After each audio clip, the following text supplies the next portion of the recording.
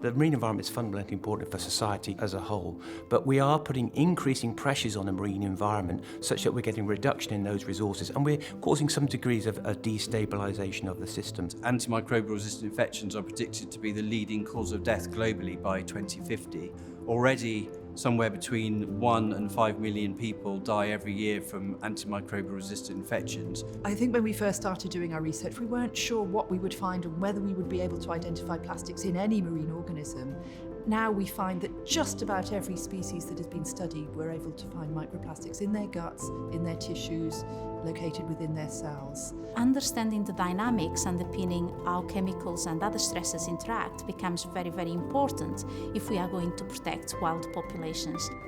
So, the breadth and depth of marine research at Exeter spans everything from trying to understand how pollutants are impacting on marine systems through to understanding coral reef ecology, through to establishing how organisms fit into the environment, through to looking at how we better protect those marine environments. We're always looking for solutions to actual real-world pollution problems, and that involves studying the effects of pollution on wildlife and on people. And to do that, we use molecular technologies, and this spans from developing transgenic fish, where we can actually visualise in real time where some of these chemicals are working in the body, right through to trying to understand how populations are impacted. We found out that it's possible for organisms to develop tolerance to chemicals because of early exposures. We have also found that chemicals can interact with other stresses in the environment, for example, concentration of oxygen, and this can make some stresses more toxic and others less toxic as well. A lot of our research is showing that antibiotics are present in the environment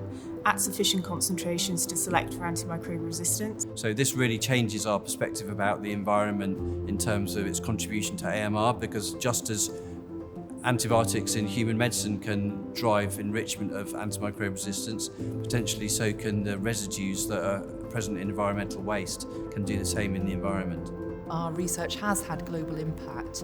We were one of the first laboratories to study microplastics. Our research was influential in being able to bring in changes to UK legislation, in particular to changing the rules around microbeads and cosmetics.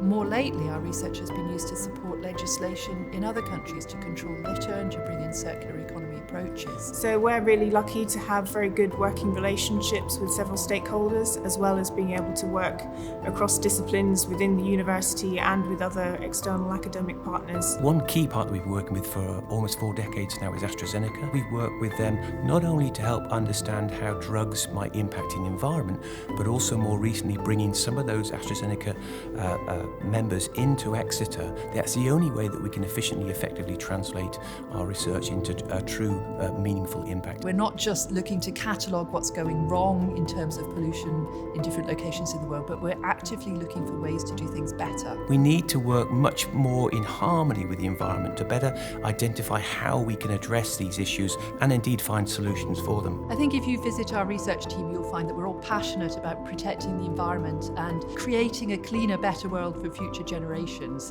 That's something that's absolutely integral to what we do, and that's what makes it such an enjoyable place to work.